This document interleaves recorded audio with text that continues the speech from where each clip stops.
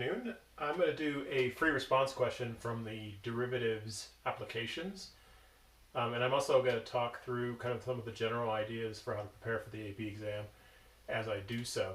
We're going to do problem page 12. So get that in front of you on their review. This is a free response question from 2016. It is a differential equations problem.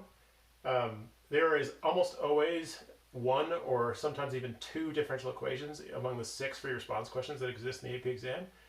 This year, in the shortened year, they're probably going to have 2 free response questions. I would be very surprised if this isn't one of them. Just as an example, in the pack alone, you have one from 2008, 2013, 2014, and 2016. This is the 2016 one. They very much follow the same structure. And the first thing I would say about these AP exams in general is some of these questions are hard, but the question style repeats. So this was one on differential equations, but there's also a couple others in there that look almost identical also. Do one and you'll find you can do the next one quite a bit more easily. As I said, there are 4 of these to practice. Okay, the basic structure is they'll give you a differential equation like that, and they'll ask 3, sometimes 4 different things. One will be create a slope field, or maybe they'll give you a slope field and make you sketch a curve, but something to do with slope fields. Second, they'll make you in some way separate the variables and solve it for a given starting position.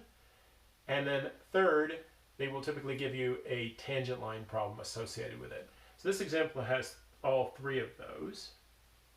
And we're going to start by just sketching a slope field. That's the first step, A. And for the slope field, typically they'll give you a grid. In this case, they give you a 2 by 2 grid on the coordinate plane. 0, 1, 2. Actually goes up to 3, but they don't ask you to go to 3. And then they give you some dots and say put those points in. Sometimes they'll make you put all 9 in. I think the question actually only makes you put in 6, but I put in all 9. You could keep going up if you wanted, but I'm just going to do this right here. First step you do is you plug in the points and get what the slope is at that point. So if y is 0, this is going to be 0 over something. So the slope will just be 0. Not really here, but I'll get to that point in a second. So 0, 0, 0, 0. Every point you pick will be 0, except for actually x is 1. This is actually a dueling point. Also, you notice if x is 1, this will blow up. So because you'll be dividing by 0, so you get that, and that, and here you get a little dueling effect. The other points I'll just have to manually plug in. This point is 0, 1. So I put in 0 here and 1 here, and I get 1 over negative 1, or a slope of negative 1. So I draw a slope of negative 1. Here I get 0, 2.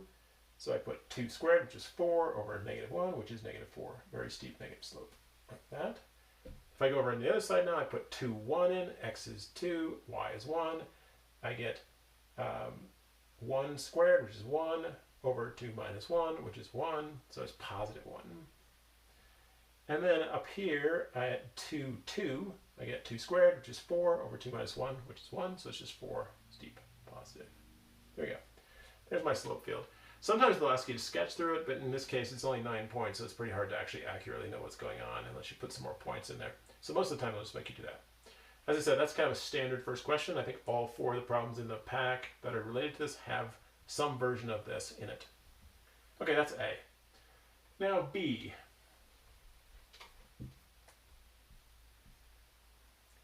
B is a tangent line problem and a linearization example as well. So you've got a function that we've just been given, and it says that it gives you a starting point. It says f of 2 is 3. And it asks you to find the equation for a line tangent to the graph of this at x is 2. And then we'll use it for it in a second. So the first thing you need to do is you need to find the slope at that point, because eventually you're going to write a tangent line, which is y equals mx plus b. You need m. So what I'm going to do is find the slope from this equation right here. dy dx equals y squared, and I've had my point right here, 2, 3.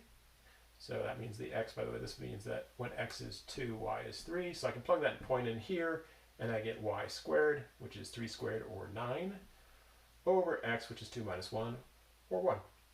So my slope is 9. Now I need to find b. Actually, I don't really need to find b at this point. I could just write it as, use my 0.23, and that's what I'm going to do.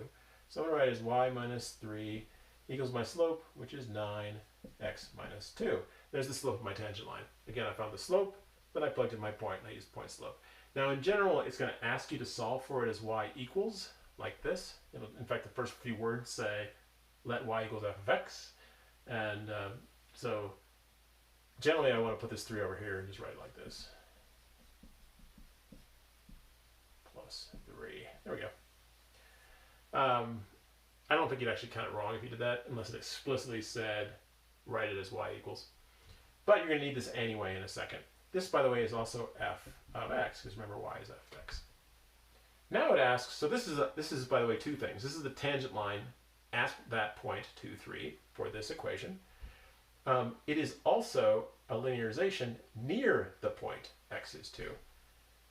If the tangent line is the linearization.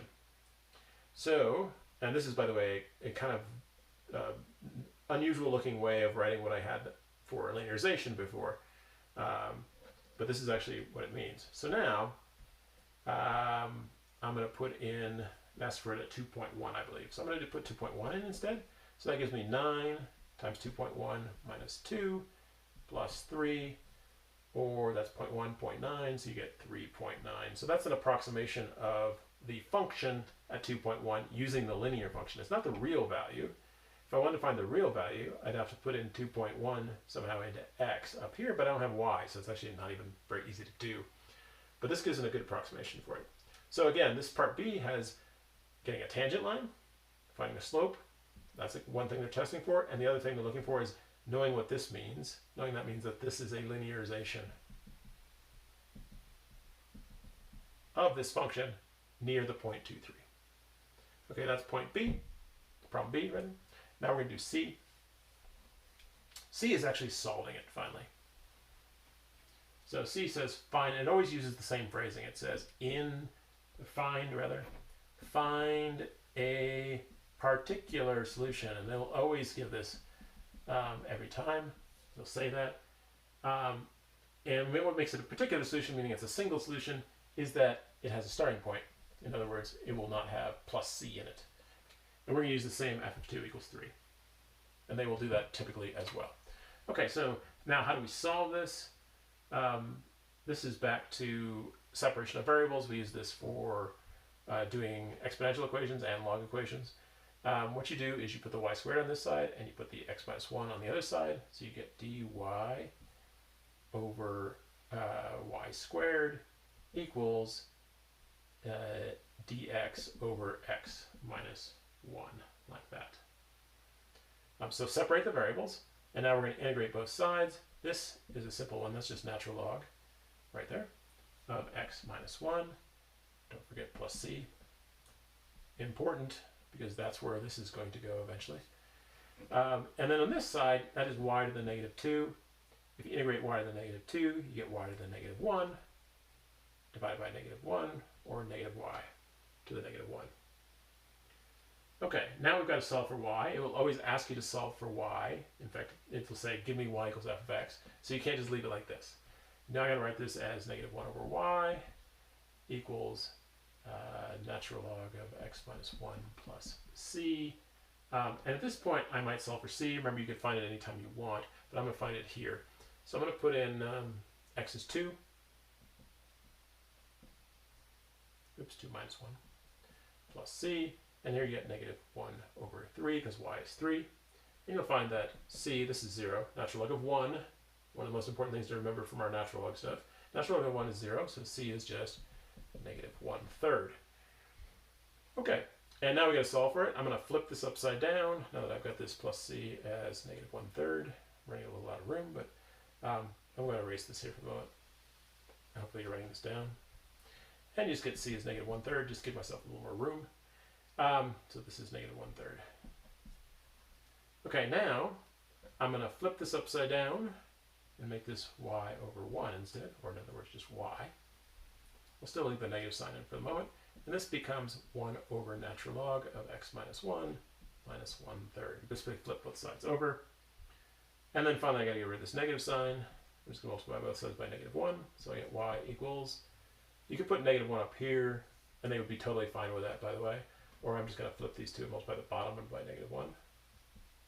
So it matches what I have in the review sheet answers. So there we go. And I said, don't worry so much about whether you know, if you had written this, for example, they absolutely would have counted that right. So don't worry about that. Okay, so there we go.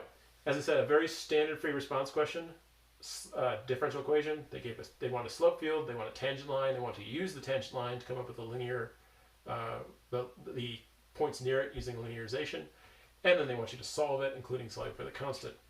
And here's my final answer. As I said, when you go through these, this is the 2016 version. 2014, 13, and 08 are all in there as well, and they're pretty much identical, except the equation is different, and sometimes they ask slightly different questions. All right, hope that helps out. If you have any other questions, just drop me a line. I can walk you through some of the other ones. Particularly, there's two questions that are similar to each other, but not similar to this, and you should look through those also. Thanks a lot. Bye.